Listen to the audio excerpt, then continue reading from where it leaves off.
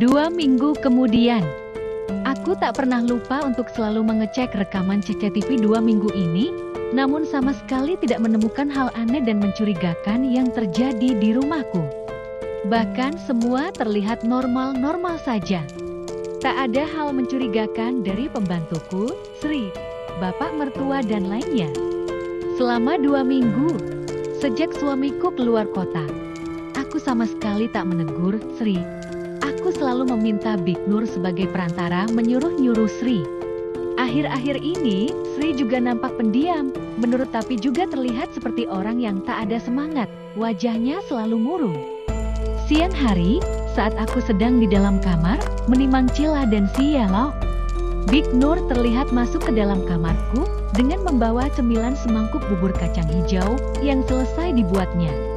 Bu Dinda ini makan bubur kacang hijau dulu, biar bagus asinya, tawarnya padaku. Oh, iya Big, makasih ya. Sri, lagi apa di belakang? Tolong suruh Sri ngosek WC kamar ini Big, lantainya licin, pintaku. Biar Bibik aja Bu, Sri katanya lagi sakit. Habis masak sarapan tadi, langsung masuk kamar tidur. Katanya demam, sakit perut, lemas, beberapa kali muntah, ungkap Big Nur. Dek! Benakku seketika berpikir yang tidak. Mendengar ciri-ciri yang disebutkan Big Nur, membuat aku berpikir aneh-aneh terhadap Sri. Aku langsung mengira bahwa ciri-cirinya seperti orang hamil muda. Apalagi selama sebulan lebih aku curiga terhadapnya, secara jelas aku juga memergoki Sri berhubungan badan dengan laki-laki misterius yang masih belum terjawab teka-tekinya hingga sekarang. Dik, sejak kapan Sri mengeluh sakit? Coba Big Nur temenin Sri ke bidan dulu buat periksa sakitnya.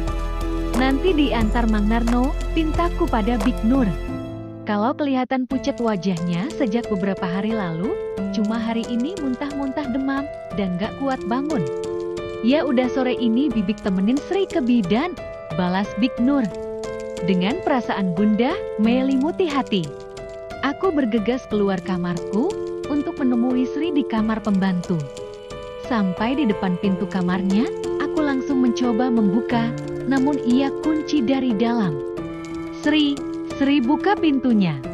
Panggilku dari luar kamarnya. Iya. Terdengar jawaban pelan dari dalam kamar Sri. Tak berselang lama, ia membukakan pintu, dan aku langsung masuk ke dalam. Kulihat, Sri tampak pucat, dan ia segera duduk di atas ranjangnya. Kata Big Nur, kamu sakit. Mendingan sekarang kamu siap-siap aja, aku udah minta Big Nur nemenin kamu ke bidan. Ucapku. Sri terlihat berulang kali akan muntah, namun ia tahan. Melihatnya seperti itu, membuat perasaanku sangat was. Entah aku merasa sangat yakin, bahwasannya Sri sedang hamil muda. Karena melihat ciri-cirinya persis seperti wanita yang hamil muda. Bu, aku cuma masuk angin. Dari dulu aku setiap demam pasti mual dan lemas. Jadi gak heran, besok juga pasti sembuh. Aku gak usah dibawa ke bidan. Jawab Sri. Kenapa gak mau? Kalau kamu ke bidan sekarang, kamu bakal cepat sembuh dan gak tersiksa lama-lama nahan sakit. Aku juga pengen kamu cepat bisa bantu beres-beres di rumah ini. WC kamarku aja udah licin, harusnya kamu bersihin sekarang. Tapi kamu malah sakit. Udah deh, kamu nurut aja, sekarang siap-siap ke bidan diantar Big Nur dan Mang Narno. Ujarku. Bu, jangan maksa. Gini aja, aku sekarang butuh istirahat. Aku janji besok aku udah sembuh dan bisa beres-beres lagi. Kenapa sih ibu kejam banget sama sesama perempuan? Orang sakit, biarin istirahat Bu. Ucapnya pelan. Rasanya aku ingin berkata tegas dan keras kepadanya. Karena aku begitu bencinya dengan Sri, rasanya sudah sulit dibendung lagi. Namun melihat wajahnya yang pucat dan tubuhnya yang sangat lemas, aku urungkan niatku. Oh, aku tunggu besok. Kalau kamu besok masih kayak gini, aku akan datangin bidan ke rumah ini dan langsung periksain kamu. Nggak perlu takut. Mungkin kamu memang benar cuma masuk angin, jadi ngapain harus panik gak mau periksa. Kecuali kalau kamu ada apa-apanya. Makanya kalau mau berbuat apa-apa harus dipikirkan resikonya. Jangan sampai menyesal ujungnya. Ucapku di depan wajahnya, sambil kemudian meninggalkannya. Sri tak bergeming sama sekali. Aku segera melangkah meninggalkannya keluar dari kamarnya. Kemudian terdengar suara pintu ditutup oleh Sri. Aku berniat kembali ke kamar, namun aku seperti mendengar ada tamu di ruang tamu. Aku coba mengintip, benar saja ada tamu 3 orang bapak-bapak seperti orang penting, mungkin rekan bisnis ayah mertuaku dulu sebelum pensiun. Aku kembali masuk ke dalam kamar. Big Nur tampak sedang menimang anakku. Namun sebentar izin ke belakang untuk minum. Beberapa menit kemudian Big Nur kembali ke kamarku. Aku langsung mengajaknya ngobrol. Big, Sri nggak mau dibawa ke bidan. Dia maunya besok, sekarang masih pengen istirahat. Aneh, sakit, kok nggak mau cepat diobatin? Ceritaku pada Big Nur. Mungkin cuma masuk angin Bu, tunggu aja besok siapa tahu sembuh. Balas Big Nur. Curiga, aku Big. Aku langsung menghentikan ucapanku karena keceplosan. Ya udah besoklah kita lihat, kalau masih sakit, aku langsung telepon bidan suruh datang ke sini. Lanjutku. Tadi maksudnya apa Bu? Curiga kenapa? Mungkin di pikiran kita sama Bu, waktu itu Bibik pernah negur Sri. Gara-gara nggak cepat-cepat nyuci baju, malah mojok ngobrol berdua sama Narno. Sering banget berduaan sama Narno, kadang sambil nyetrika ngobrol sampai selesai nyetrika. Ujar Big Nur. Iya kah? Aku malah nggak pernah ngeliat mereka akrab begitu. Sejak kapan Bibik melihat mereka berdua akrab? Tanyaku heran. Ya, sejak Bibik kerja di sini. Sering melihat mereka berduaan. Ucap Big Nur. Aku terdiam sejenak mencoba berpikir lagi. Heran saja mendengar pengakuan Big Nur barusan, yang sering melihat Mang Narno berduaan dengan Sri. Sedangkan aku diam-diam memasang CCTV tapi tak pernah menangkap kedekatan Mang Narno dengan Sri. Mereka sering berpapasan atau berdiri di dapur, tapi dalam waktu yang singkat. Mungkin hanya bertanya atau menyapa sewajarnya. Apa jangan Sri diam-diam berkencan dengan Mang Narno di tempat yang tidak dijangkau CCTV.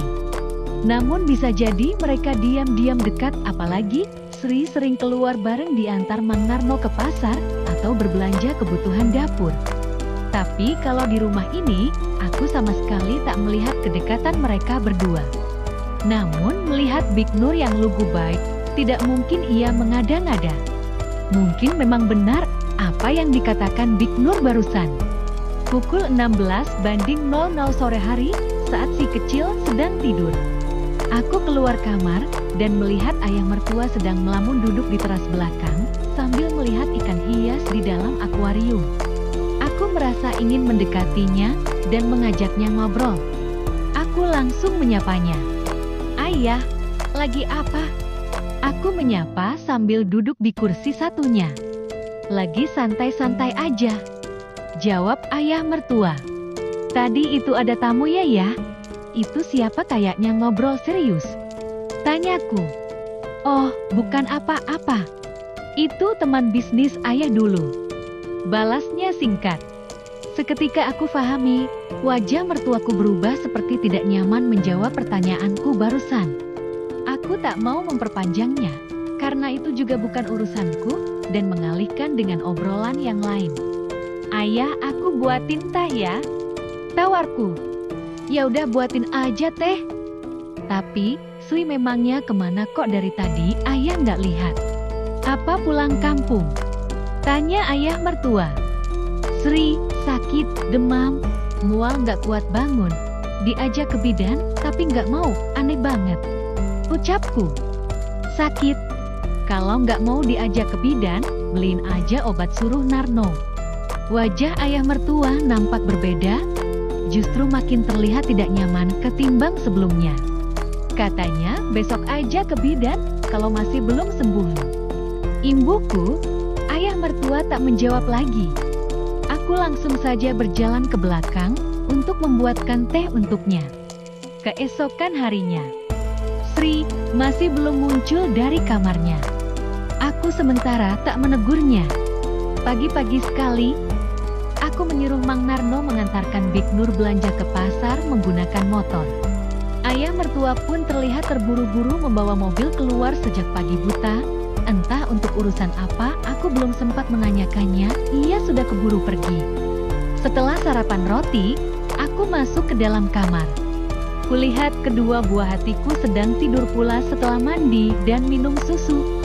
Selagi sepi di rumah, aku ingin mengecek rekaman CCTV seharian kemarin hingga pagi ini. Meskipun mungkin aku tak akan mendapatkan hasil apapun, namun tidak mengapa. Aku juga ingin mengecek rekaman hari-hari sebelumnya, siapa tahu ada yang terlewat. Aku mulai fokus melihat hasil rekaman seharian kemarin.